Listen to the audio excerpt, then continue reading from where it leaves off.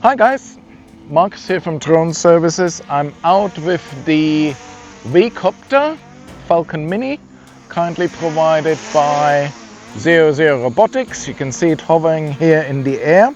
What I want to do is I want to try out the return to home feature. First of all, I want to check, and you can see this on the screen recording here, what it is set as. You can set it either to return or to hover.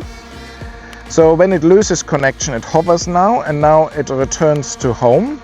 You can also see here the return to home altitude that I have set is 60 meters. That is high enough for me here because there is there are trees around me, but the trees aren't 60 meters high. So what I'll do is I'll put it up in the air, let it fly over the lake a little bit, and then I hit the return to home button, and we just see what happens. In the meantime, you can enjoy the footage from here.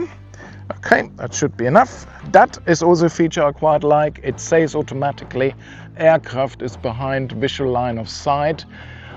That, to be honest, depends a little bit on your eyesight. I can see it very well, and I also can see the directions. That is actually helped from a VLOS perspective, because with the two propellers you get a good feel which way it is pointing, and if I turn it around then I can actually see what it's doing. Well, let's turn it around a little bit. So yeah, after 100 meters the drone itself says careful, caution, because you're potentially behind the visual line of sight. And now what I'm going to do is I'm going to activate the return to home bar. You can either do that by pressing the button on here on the remote itself. Particularly useful if you lose connection to the phone for whatever reason. Otherwise, you just confirm return to home. And that is exactly what the drone is doing now. I can see it racing up. You can also see it up on the screen. So it's gone up to 60 meters. It's readjusting its direction. It's coming towards me. It's obviously GPS guided.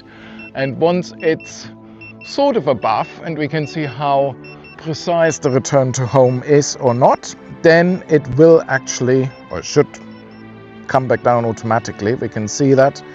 So it's about a meter or so, less than a meter away from me. Right above. Okay, it's a little bit out, but that is acceptable, I think. I certainly can hear it there, and obviously you can hear the beeping there as well. If you want to discontinue the return to home at any time, I assume you would just hit the stop button and it stops doing this, but I'll let it come a little bit closer to see where it's actually going. So at the moment it's about 3 meters away. Bearing in mind I didn't start the drone initially early on right from here, so there's a little bit of a deviation. It's coming down now and I can't see where it is because the sun is there. So what I do is I stop, and you get a good impression as the camera turns around where it is. So I'd say about 3.5 meters away from me. To me, from a return to home feature perspective, that is good enough. Others might say, actually, I want a little bit more precision, but to be honest with you, it's done this very, very well. So let's bring her back.